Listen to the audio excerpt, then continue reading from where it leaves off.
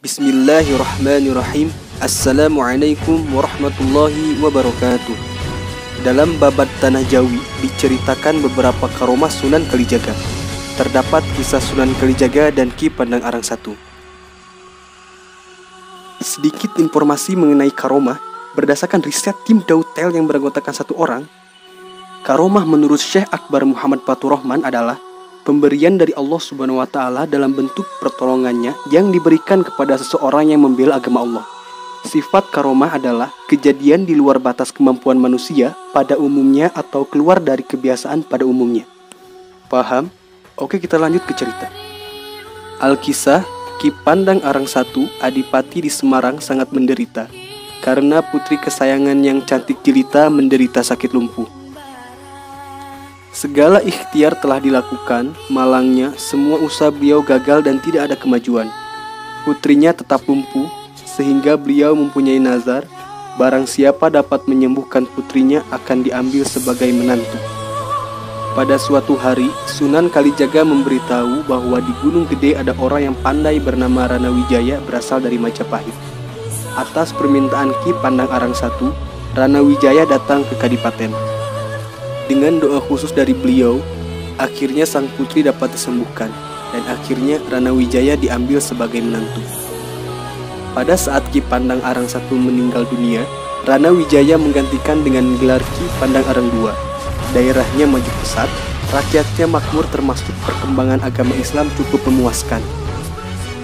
Namun, kemakmuran dan keberhasilan dalam pemerintahannya membuat Ki Pandang Arang II lupa diri. Ia jadi congkak, sombong dan kedekut. Ia selalu mengejar harta walaupun sudah melimpah ruah.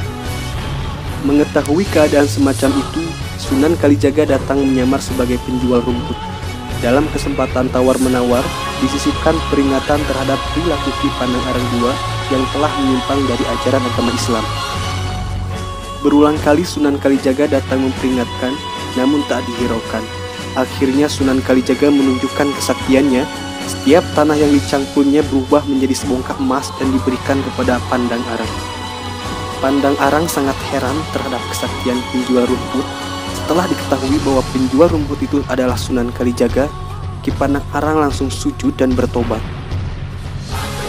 Pandang Arang melepaskan kedudukannya sebagai adipati dan ingin berguru kepada Sunan Kalijaga. Sunan Kalijaga menyanggupi mengajarkan ilmu di Gunung Jabalkat dengan syarat perjalanan yang ditempuh tidak boleh membawa harta benda. Setelah bulat tekadnya, akhirnya Pandang Arang bersama istrinya meninggalkan Semarang dan menuju ke Gunung Jabalkat. Ada juga cerita yang lain, pada saat Sunan Kalijaga tiba di sebuah dusun, Sunan Kalijaga merasa sedih karena rakyat di dusun itu banyak yang kelaparan. Sementara kepala dusunnya hidup dalam kemewahan dari hasil jerih payah rakyatnya. Kemudian Sunan Kalijaga melihat seorang miskin datang ke kepala dusun. Dia minta dipinjami beras seliter untuk makan anaknya yang belum makan. Namun semuanya tidak didengar kepala dusun.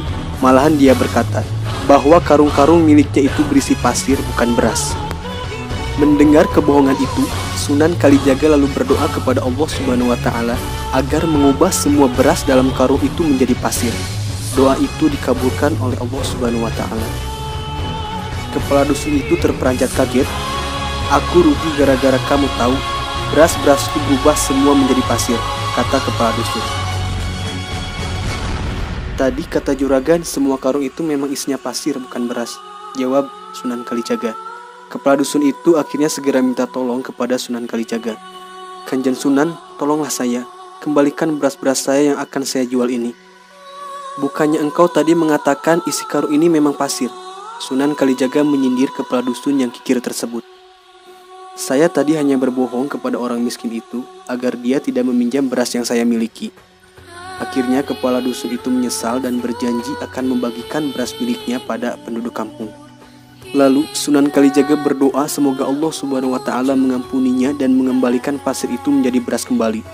Allah Subhanahu wa Ta'ala mengabulkan doa Sunan Kalijaga. Maka seketika pasir yang ada dalam karung-karung itu kembali menjadi beras. Kemudian kepala dusun itu membagikan berasnya kepada penduduk kampung, termasuk kepada orang miskin tadi. Wallahu a'lam bishawab. Itulah sedikit kisah Sunan Kalijaga yang mengubah tanah menjadi emas dan beras menjadi pasir. Menurut kalian, hikmah apa yang dapat dipelajari dari kisah ini? Tulis di kolom komentar ya.